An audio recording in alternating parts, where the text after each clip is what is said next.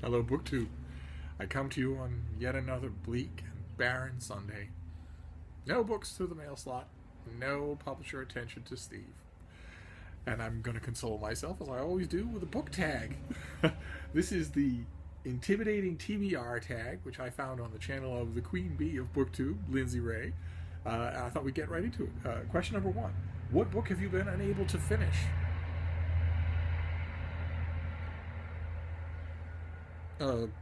None. I've never been unable to finish a book. Let's try question number 2. What book have you yet to read because you just haven't had the time? I think I'm in the wrong tag. Let's try another one, shall we?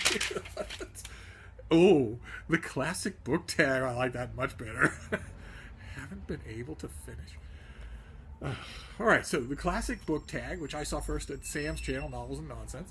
Of course, I should start with an admission that won't be a surprise to viewers of my channel. I prefer classics to anything else, except maybe biography. And in my mind, when I hear classics, I automatically think the classics of Greece and Rome.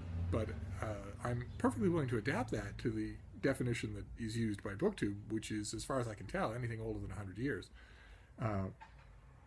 So with that in mind, let's go to question number 1.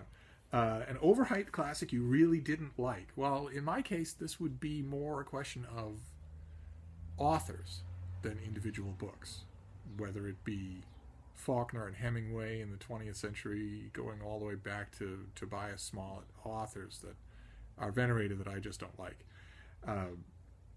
But I think my number 1 example would probably be Charles Dickens.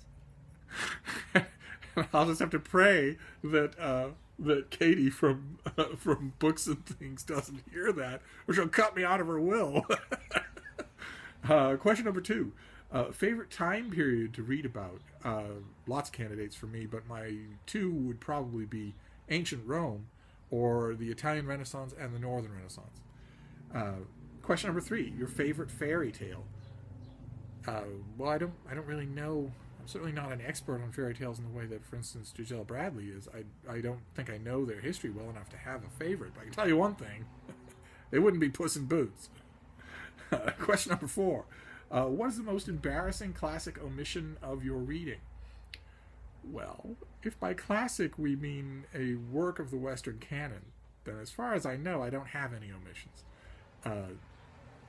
But if we broaden the question to what I should revisit, well, I do that all the time. Like, for instance, one thing that's been on my mind lately is the classics of Spanish literature, which I really need to do. I really need to revisit that. Just buckle down and find them all and read them all again.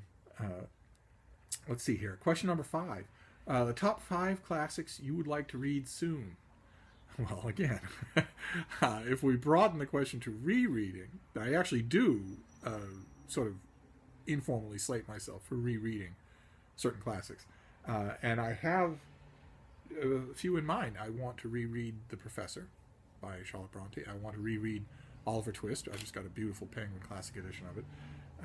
And I'd like to reattempt, for the first time in 20 years, the Summa Theologica by St. Thomas Aquinas. So those are a few. Those are on my immediate short-range radar. Question number 6. Your favorite modern book based on a classic? Well, there's lots to choose from. I've mentioned The Song of Achilles here before by Madeline Miller. There's also Longbourn, which I've mentioned, by Joe Baker. There's a beautiful novel called Alcestis by Catherine Buter that's just it's a take on the Greek myth that's just lovely, wonderfully done. Also, Siena Gita Naslin's Sherlock in Love. It's a delightful book.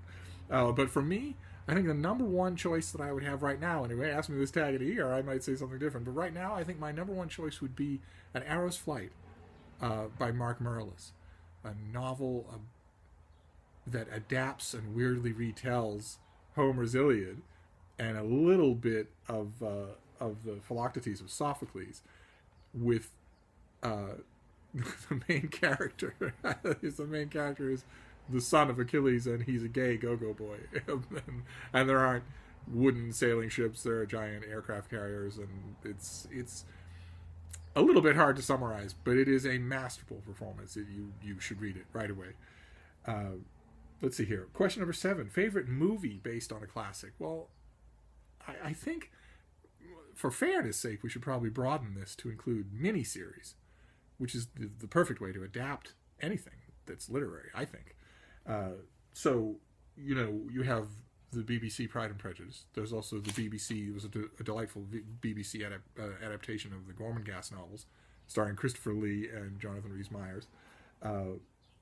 There's Franco Zeffirelli's Jesus of Nazareth, which is astonishing, no matter how many times I see it. There's the BBC I, Claudius, which is also astonishing, no matter how many times I see it. And we live in a golden age of such things. There's a rack of them coming out. There's this BBC War and Peace. There's a new adaptation of Ben-Hur, a new adaptation of Tarzan, a new adaptation of the Jungle Books. It's just an embarrassment of riches. Question number 8. Worst classic to movie adaptation. The go-to answer here, I think, is always the Demi Moore Scarlet Letter, which is, man, every bit as embarrassing as you've heard. But for me, it would probably be Paul Anderson's 2011 adaptation of The Three Musketeers, which was not only really bad, but surreally bad. I don't even understand what I saw.